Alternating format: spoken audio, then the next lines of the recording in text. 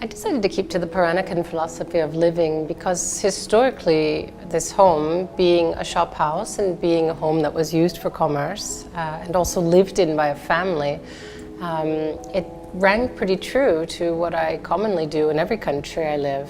Because I operate from the home, because I use my home as my showroom and I invite people into my personal, intimate space, it's important for me to respect the historical architecture of the building and integrate that into my story as a designer.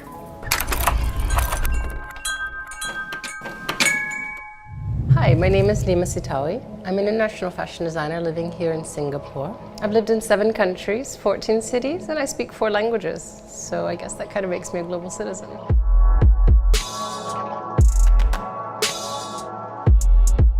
So we chose Emerald Hill because it's in the city center and it has historic reference. For the most part, it's the only thing we can offer our kids as far as consistency. For my customers, coming up from Orchard Road is pretty much a no-brainer.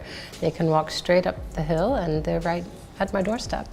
I tend to see myself as a gracious guest. So when I'm in a new country, I like to respect and adapt and assimilate to some of the local customs and cultures and then integrate that into my own being. For example, you have the pintu pagar, which is this kind of opening, this small door in the beginning, and the windows that have been hand-carved from the traditional Peranakan style. As you can see, there are 2 different atrium cutouts in the building. You have 2 light sources coming from the top because the 2 side walls don't actually have windows. So it was a very important element, letting both light and rainwater in. Having natural lighting and water, nature in general in the home is really important to me as a designer because it's very inspirational.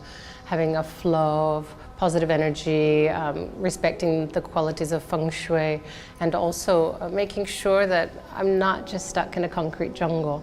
The rainwater that is collected in here back in the day was also a very important feature for the families and for the business people. It was their main source of water. So another element that the water reflects the light. So the sun comes down, it bounces off of the water, and then you get these beautiful reflections of sunlight throughout the time of the day. And oftentimes I use that as my reference because I don't work with a clock. So I use that as a reference for time. Where the actual light reflections on the wall are hitting, I know pretty much what time of day it is.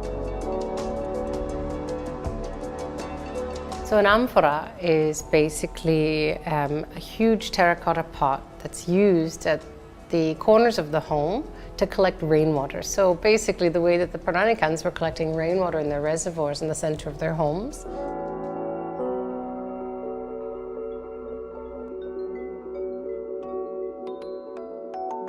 So most of the pieces that you find around the house, the antique pieces that is, they are coming from different parts of the world as we've collected along the way. Sitting upon this piece here, which is an 1800s Chinese cabinet.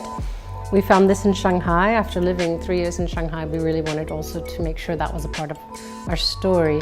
And it was actually hand-finished by my father and my husband, so it has a very special memory for us. And then upstairs, in the master bedroom, we have an original, authentic Peranakan wardrobe, which is something we bought on purpose after having lived here in this house.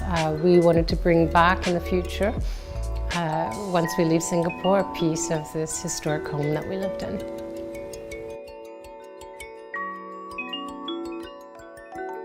So I hang my paintings throughout my home. They remind me of certain moments I was going through in my life when I painted them.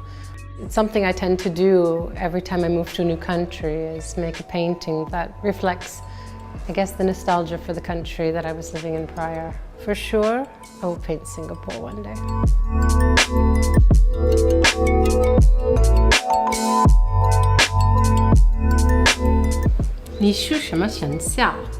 Singapore is just the natural next layer to my story.